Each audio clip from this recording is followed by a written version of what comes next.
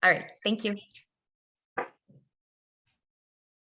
Good evening and welcome to the April 19th, 2023 Mercer Island Arts Council regular video meeting. The time is now 5:32. I'm Elizabeth Mitchell, Chair of the Arts Council, and tonight's Arts Council meeting is using video conferencing technology provided by Zoom. The video of this meeting is being broadcast live via Zoom and will be uploaded to the city's YouTube channel later this week. City staff, liaisons to the Arts Council, and other panelists are also participating in tonight's meeting remotely. Other public audience members may be listening to the meeting by telephone or online.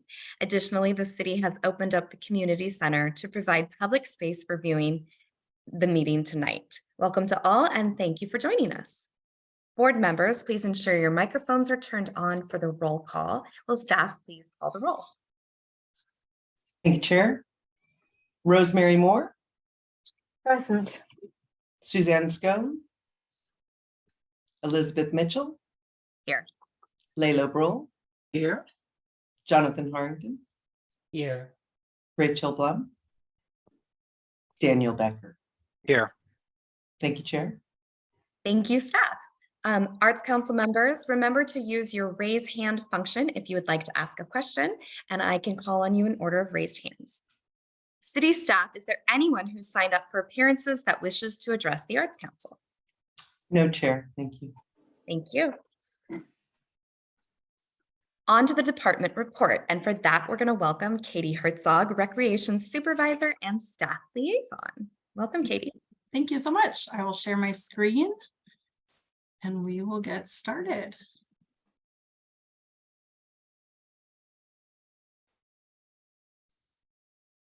All right. Oops, I'm going to move you guys over here. All right, so tonight for our department report, we're going to start with Island Lanterns. Thank you so much to Arts Washington and the National Endowment for the Arts for supporting this project. The city partnered with the Mercer Island Visual Arts League to bring back Island Lanterns, a community art project designed to connect and inspire islanders through arts and culture. 200 solar lanterns were distributed and the community members transformed them with their creativity.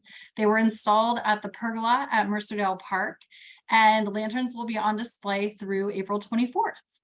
The website down here gives you more information if you're looking for it, but it really made a big impact at Mercerdale. It was really fun to see all the great, art on the lanterns. Coming up this Saturday, we have Leap for Green, the Earth Day Fair. Cedar Grove and the Mercer Island Community Fund are sponsoring this event. We will transform the community center into our fair with sustainability vendors, live entertainment. We have kids crafts, electric vehicles on site, food trucks, a petting zoo, and more. So we're really excited to bring this back. We haven't had this event since 2018, and we thank all the local vendors who will be in attendance for our fun Earth Day. Summer celebration, believe it or not, is right around the corner. We are still looking for event sponsors to join Mercer Island Martial Arts, the Mercer Apartment Homes, and the Mercer Island Community Fund. We are also looking for community groups, art vendors, food trucks to join in the fun as well. At mercerisland.gov/summer celebration, you can find all of the applications and information on how to become a sponsor. We would also like to thank Island Books, John L. Scott, and Island Treats. They are working to bring back the community parade, and that application should be out very soon as well. The Mercer Island Visual Arts League has been having shows at the Community Center Indoor Gallery.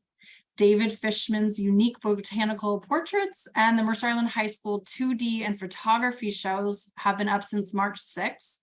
They will be up until May 4th. They had an artist reception on March 9th. Attendees got to hear from David on his elaborate photography gear and his editing tools. That show in particular has definitely had people stop by the front desk in awe of how bright the photography is. It's really, really fun to see at the center. Coming up, we have the Puget Sound Sumi artists. Their show will be out May 6th through June 24th with an artist reception on Thursday, May 11th from 5 to 7. And the Myville Junior Art Show will be June 26th through August 18th with an artist reception on Saturday, July 8th from 1 to 2. Hopefully we get community members and some Arts Council members out for those receptions. The Community Center has hosted a wide range of events the past couple of months, but a couple to highlight. The Open Window School hosted their multicultural event, which highlighted arts and culture from around the world. They had dancing, singing, a lot of live music, and as you can see from that top photo, a lot of participation and fun was had. Last Sunday, a Diwali festival was hosted in the gym. They had about 200 to 300 people in attendance, and our staff reported it was musical, colorful, and really great to see many happy people. Last night, the city partnered with the Mercer Island Sister City Association, and we hosted a French film. It was shown in French with English subtitles, and this is a program that used to happen pre-pandemic, so it was really fun to bring that back. It is the annual board and commission recruitment time. 3 of our Arts Council member positions are up, as well as the Design Commission, Parks and Rec, and the Planning Commission all have terms that are ending. So if you would like to reapply or apply for a different position, you can find the application online at mercerisland.gov/BC. And last but certainly not least, there is a community alert in effect. The city manager will be hosting a Zoom meeting tonight at 6:30 to give more information. The website here is all the updated information that can be found also on the city and Parks and Recreation Facebook pages. So make sure you check out the website and social media if you cannot attend the 6:30 Zoom meeting tonight. And that concludes our department report. Thank you so much, Katie. So many wonderful activities going on Mercer Island involving arts and culture. So that's really exciting to see the island come back to life.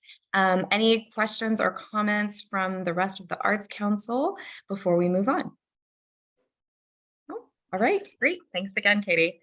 The next item of regular business is to review and consider approving the minutes from the January 18th, 2023 meeting. Board members, may I have a motion to approve the minutes of the January 18th regular meeting? So moved. Thank you, Daniel. May I have a second? Anybody? I seconded. Thank you. So there's a motion by Daniel, a second by Lalo. Board members, turn on your microphones, and will the city staff please conduct a roll call vote? Thank you, Chair. Rosemary Moore, Approve. Suzanne Scone, Elizabeth Mitchell, Approve. Layla Brule, Approve. Jonathan Harrington, Approve. Rachel Blum, Daniel Becker. Approve. Thank you, Chair. Thank you. Motion passes and the minutes are approved. Our third item of regular business is the Luther Burbank Waterfront Improvements, Art in Public Places, Artist Selection and Funding Allocation Recommendations. And for that, we're going to welcome Sarah Bluvis, the project manager. Good evening, Arts Council. I'm going to go ahead and share my screen. Can I get a thumbs up that you can see this lovely slide? Perfect. So I am going to run through a handful of slides to talk about the Luther Burbank Park Waterfront Improvements Project and associated public art components. Then I will hand the proverbial mic over to Daniel Becker to talk a little bit more about the selection process and how the artist selection panel arrived at the selection we're presenting to you all tonight.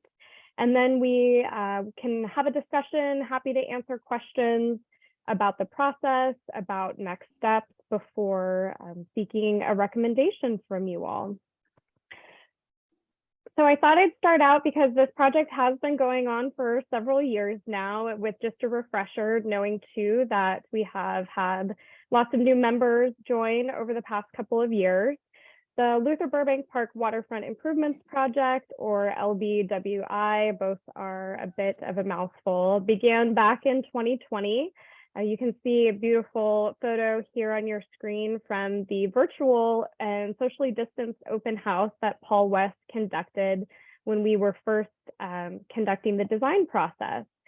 Flash forward to now, where we are about to embark on the 90% design process, which will begin, fingers crossed, pending some permitting and a couple other pieces next month. The project includes a variety of components to renovate and revitalize the Luther Burbank waterfront, including, new accessible floating docks, a renovated fixed pier dock, other accessible features, including an expanded cobblestone beach that will have accessible ramps and beach mats, new ADA restrooms, a viewing deck, all sorts of new and exciting opportunities, as well as integrated public art components, which is the main focus of our conversation tonight. So also, quick refresher, we were here back in September to give a bit of a primer on the Art in Public Places program and how the 1% for Art in Public Places Fund works. This is the program that the city uses to acquire and care for public art assets. Like many communities in Washington and around the country, we have a 1% for Art fund that is funded by qualifying capital improvement projects, of which many parks projects are qualifying capital improvement projects. The Luther Burbank project itself is estimated to generate about $60,000 to $70,000 in 1% contribution. So that is 1% of all of the expenses or costs associated with constructing the improvements, which for this phase of the Luther Burbank waterfront revitalization will total upwards of $7 million when construction is all said and done, hopefully in 2025. The Arts Council works with staff to identify projects and to recommend artist selections to City Council for approval. So that's the background that got us here. And here's a reminder a little bit about the timeline, because this project has been going on for a bit. Paul West first came to the full Arts Council back in September of 2021 to seek input for different locations and preferred themes for integrating public art into the design. And then we were back last September, coincidentally on the same date in 2022, that's not a typo, to provide an additional update on the design process. I believe at that point we had just embarked on the 60% design, and we asked the Arts Council to reestablish the Public Art Committee to work with staff and anchor QEA to steward the selection process for an artist for public art. And Daniel Becker and Suzanne Scone were appointed to that committee. In January of this year, we were back to seek your endorsement for the request for proposals and the artist selection panel for the selection process. So I know we received a question about this earlier today, and I apologize for any confusion. So per the guidelines for acquisition for the Art in Public Places program, the guidelines were adopted many years ago, so prior to, I think, any of our time here with the Arts Council, but they still stand.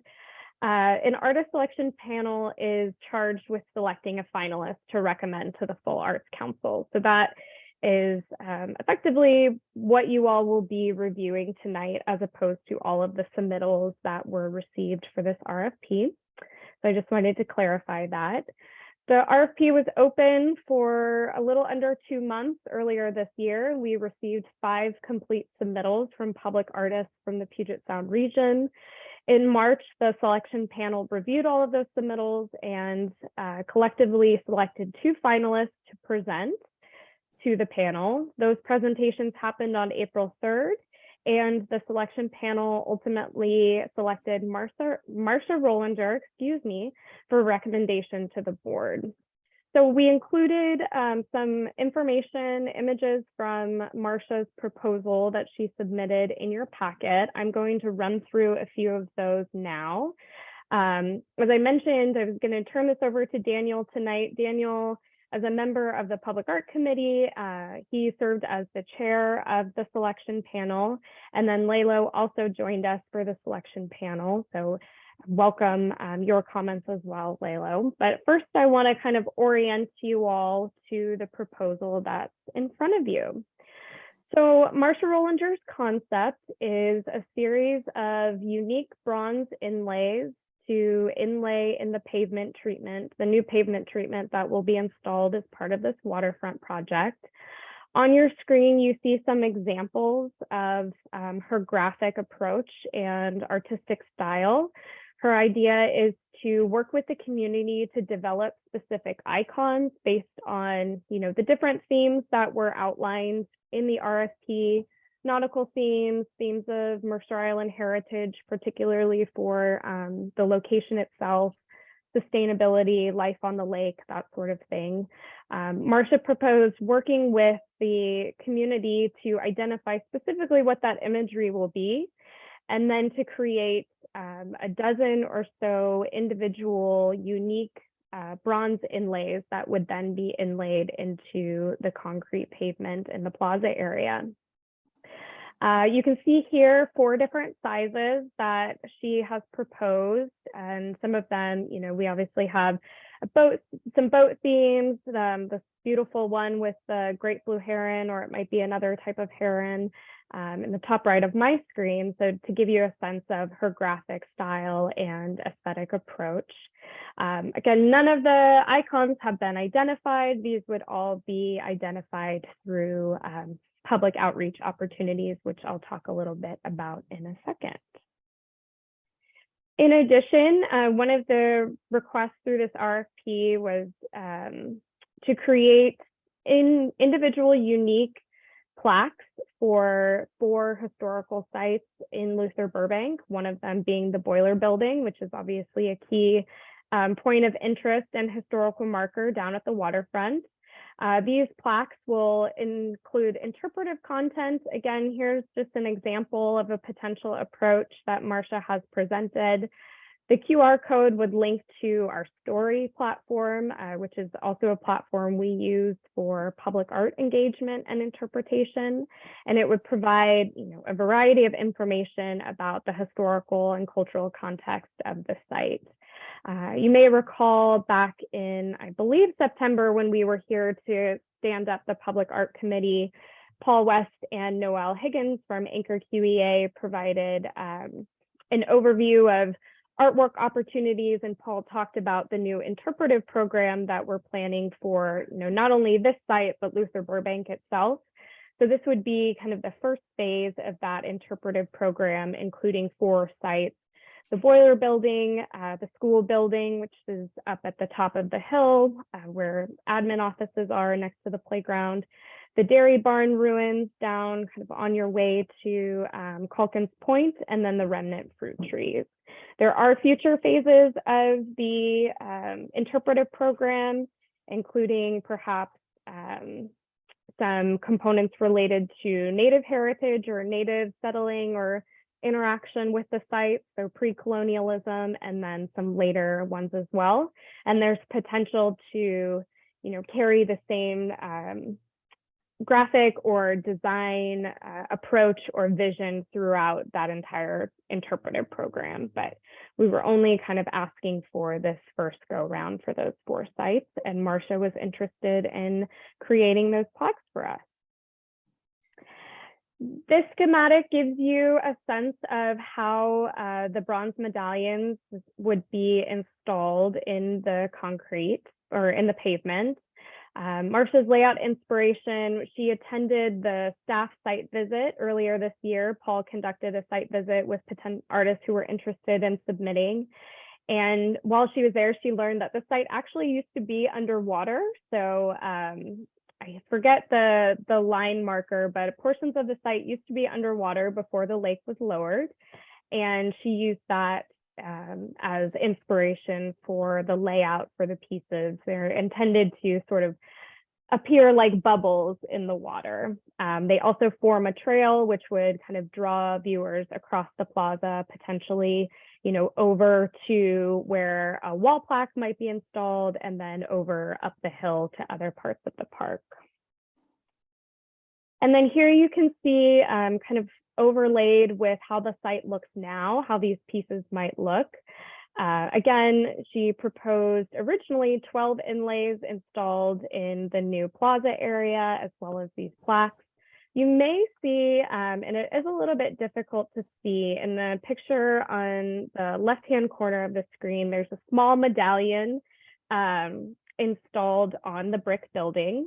So when Marcia presented to the selection panel as during her finalist presentation back on April 3rd, she proposed adding some additional elements to kind of create more impact and more verticality. That was some feedback that the selection panel had provided her when they selected her as a finalist to present. And so this was kind of her solution.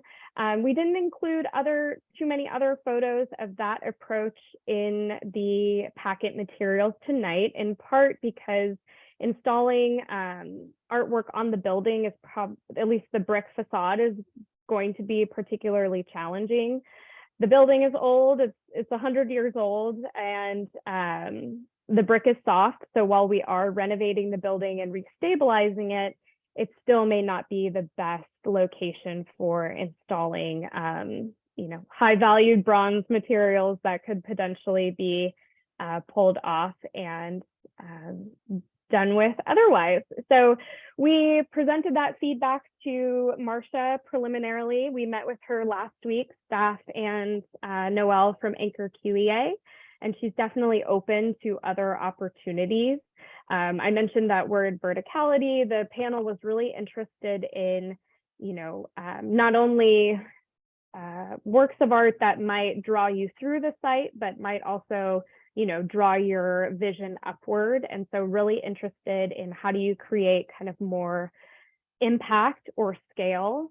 And Marcia's definitely interested in exploring that more through the design process that will happen this summer if she is approved by the Arts Council and City Council and brought on board. So kind of piggybacking on that, I just want to reiterate, we're here, what you've seen in your packet and the previous slides that I just showed are really a concept. So these are the opportunity for you to really see Marcia's approach as an artist, her graphic sensibility. She's talked a lot about her community engagement approach. I would say out of all of the submittals was probably highest on the mark of wanting to engage the community and identifying creative ways to do that. So like I mentioned before, the graphics for the bronze inlays would be developed using community input. We're already planning on some farmers market engagement. She'll be at summer celebration this summer if we contract with her, as well as other engagement opportunities. So, the community can really share all their input. And then once the pieces, each individual piece is cast and installed, they can go back to the site and say, hey, like that sailboat, that was mine, or, that flower, those were all my ideas. So it really creates the opportunity for engagement and more of a kind of long-lasting connection to the pieces and to the site itself. All of that artwork design, the development, the community engagement, the integration with Anchor QEA will take place this summer during the 90% design phase. And as I mentioned too, we'll also be exploring additional pieces that can really add that scale, that verticality, add to the cohesion of the site and really broaden the impact. And this could look like, additional elements for the kiosk that will be created. There will be a new kiosk for the site, the lean rails at the new outdoor classroom and viewing deck, handrails from the new grand staircase or granite staircase that will be installed, potentially even looking at, opportunities to continue the graphic sensibility onto the bulkhead for different types of pieces.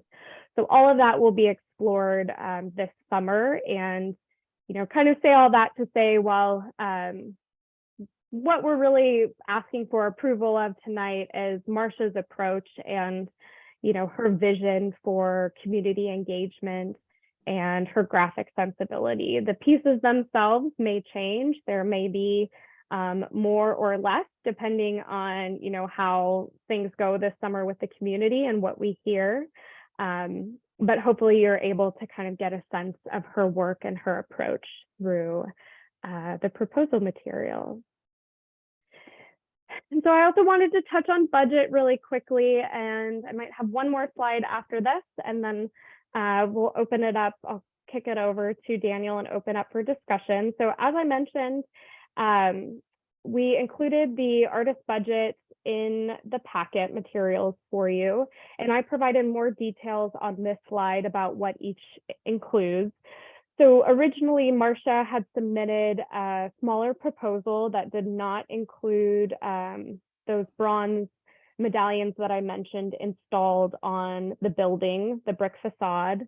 After hearing preliminary feedback from the panel, she expanded her vision and added those pieces in. So currently, this overall budget is her preliminary budget or approach for kind of that proposal as presented.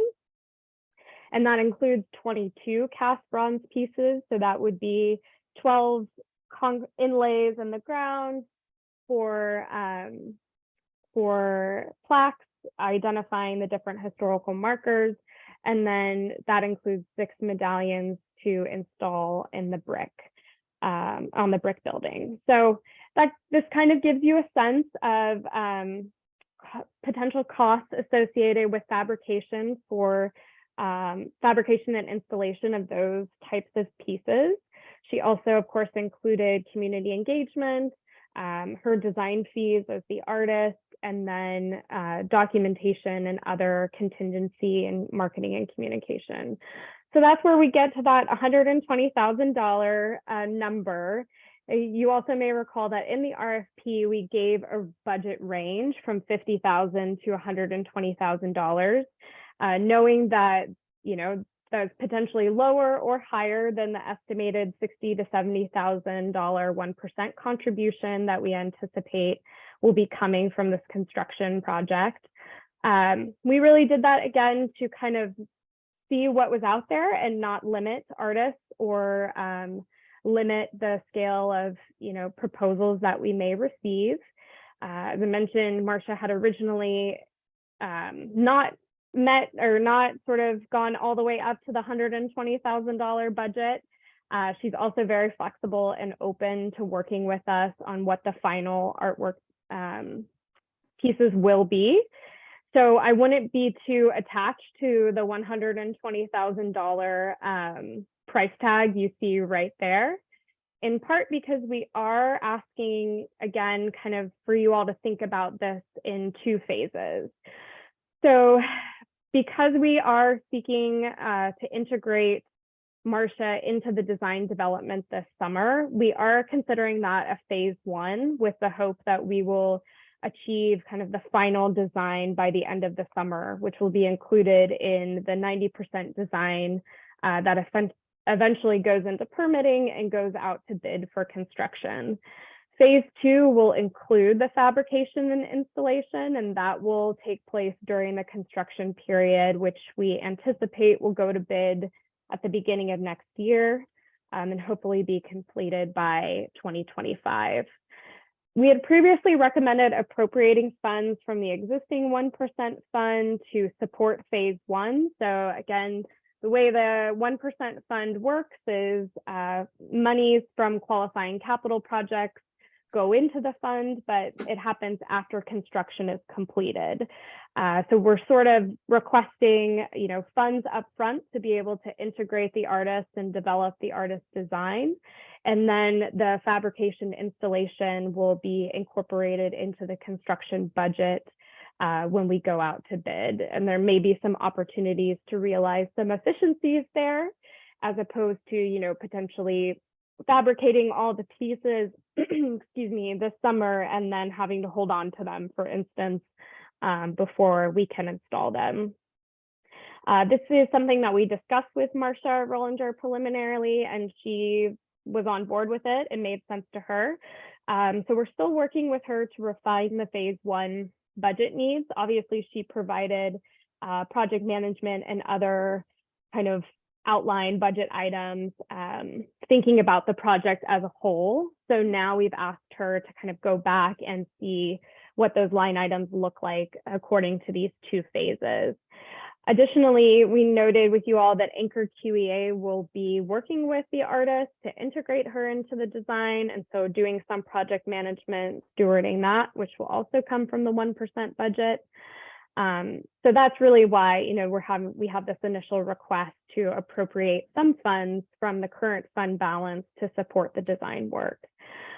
I call this an updated 1% appropriation request, in part because we are still refining the budget needs, and I do not anticipate that they will reach $50,000. So all of that phase 1 includes artist fee and project management, all of the community engagement and marketing, some documentation of the process, some contingency, as well as Anchor QEA's support role. And I'm not sure that that's going to reach $50,000, but I don't have all of the confirmed budget numbers yet. So in your packet, we had requested an appropriation of $50,000, and now I'm amending that slightly to say up to $50,000.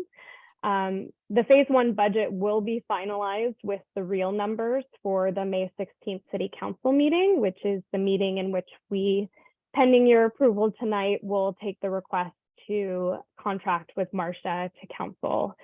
So I'm going to stop there. Lots of talking. I'm going to stop sharing my screen and hand it to Daniel and Laylo to talk a little bit more about the selection process and then answer any questions you all have.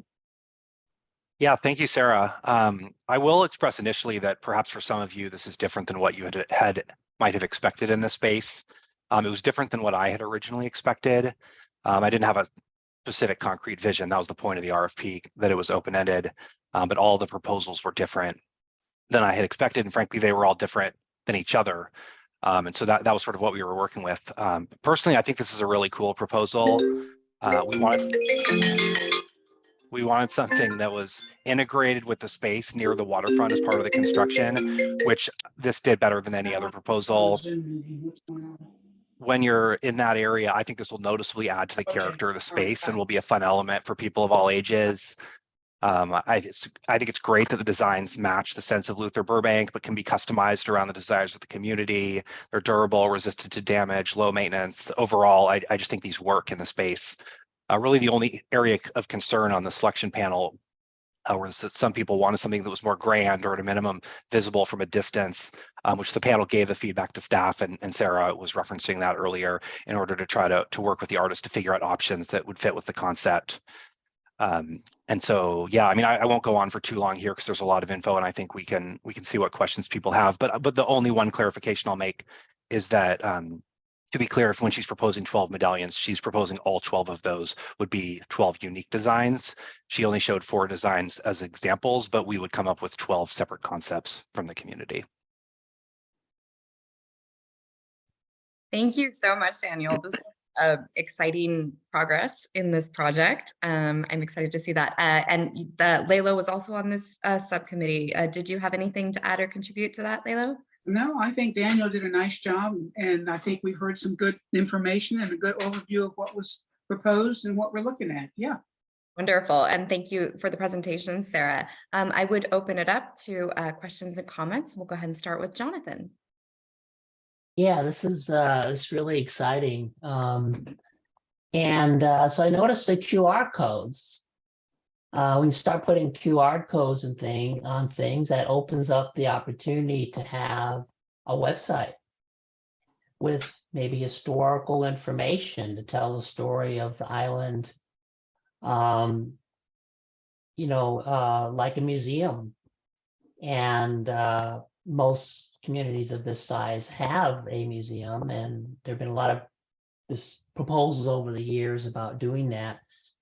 And this would be a good way to use the site to create a virtual space of the size of which could vary over time, but maybe we could at least be thinking about creating a space where we could have more photos, stories from islanders that tell the story of the island. So I didn't see that mentioned there in the proposal. So I was wondering if maybe there might be an interest in having some additional funding for the website that's on the other side of the QR code to do some of that kind of historical build out presentation for the community. So just a thought. Yeah, that's great, Jonathan. I'm actually going to let staff pipe in here because we already do have some QR codes out there and access to that. Sarah, would you like to? Yeah. Yep. So we currently have a platform called Story, which is STQRY. And it was originally developed as a public art engagement tool. So, before QR codes came back into fashion during the pandemic, you could go around and scan your code and learn more on the Story platform. I think a couple of years ago now, the Mercer Island Historical Society approached the city about adding a historical or heritage section to Story. And that started, I believe they have been in the process of creating new signage, historical signage similar to like the blue signs outside of Luther Burbank admin building that talk more about like the dairy barn ruins and those types of places. So we have some of the bones created already to build that out. And then additionally, Paul West has received funding from the Washington State Historical Society through their Heritage Capital Grant program.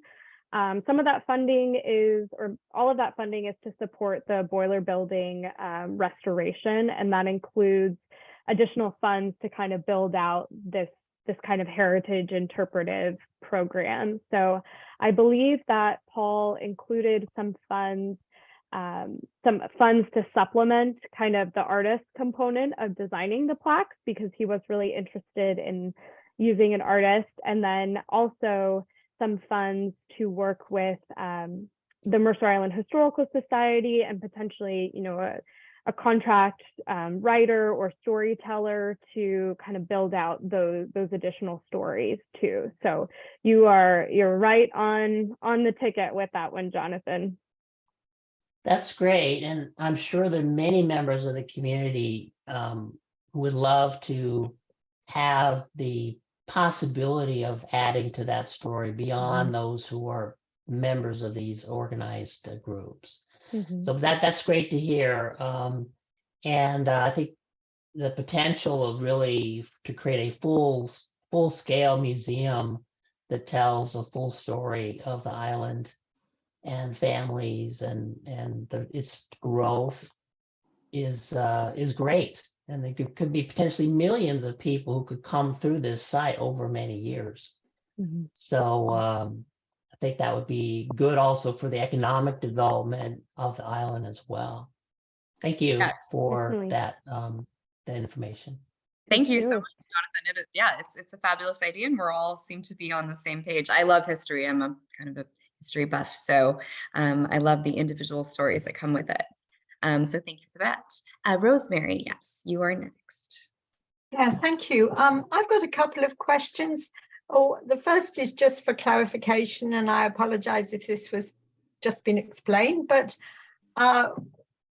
we go to or these will be put out for the community for feedback, which I think, and for ideas, which I think is a great idea.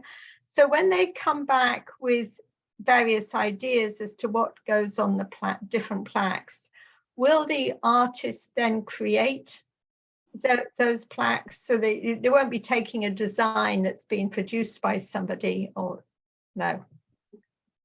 Nope, they will all be original works of art. So she would just be, or not just, but she would be soliciting input, you know, for the specific icons, or potentially she had a blurb in her proposal, you know, perhaps community members will submit songs or poems, or, you know, things that can be adapted in that way through her artistic vision. So really the content of those pieces will start with the Mercer Island community first, and then each piece itself would be a unique work of art. So, you know, using the ones that she included in her example, there might be one with the different types of boats that have existed on the lake since, you know, the settlement of man out here or something like that. But that would be the only one that looked like that. The others would all be unique as well. Yeah, thank you. And my second question is, I love the idea of the QR codes and how they could be used, and I agree with that. I just have one slight concern: is are QR codes going to suddenly become out of date, and then people will look at the plaque in 10 or 15 years time and think, oh, I wonder what that strange symbol is, or that is just so out of date. So I don't really have any other suggestion as to what to do.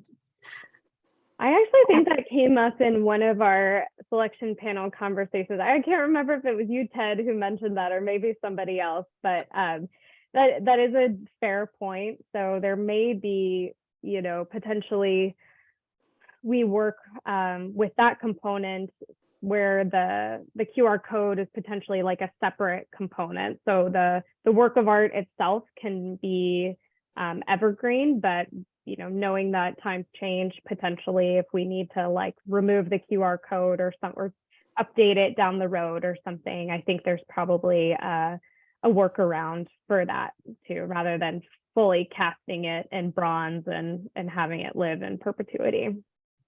I had the same thought, Rosemary. So because I mean, our technology is evolving so quickly. So that's a really good thing to note. So it's good you've already touched on that. Thank you, Rosemary, for your questions. Those were really helpful. Are there any other questions or comments or thoughts from the Arts Council at this time? No? Well, thank you, everyone. Yes.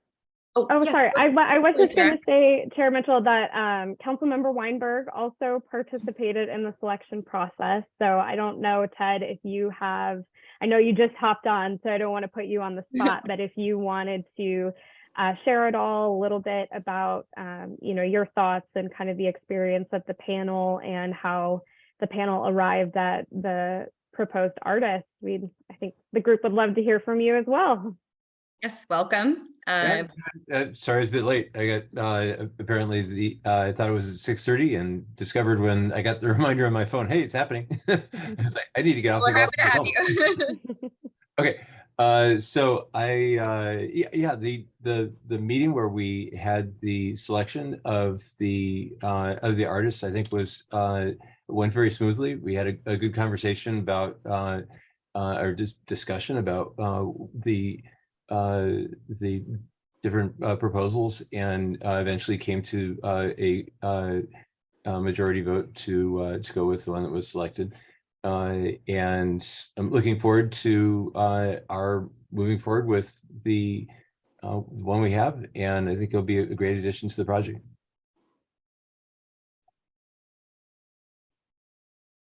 Wonderful. Thank you so much for your feedback. If there's no other questions or comments, then I would ask the board members to, can I have a motion to recommend City Council award the Luther Burbank Art in Public Places to Marsha Rollinger and appropriate approximately up to $50,000 from the 1% for Art in Public Places Fund to develop the project in consultation with Anchor QEA. So moved. Thank you, Daniel. May I have a second? Second. Thank you, Jonathan. There's a motion by Daniel and a second by Jonathan. Board members, please turn on your microphones, and will the city staff please conduct the roll call vote?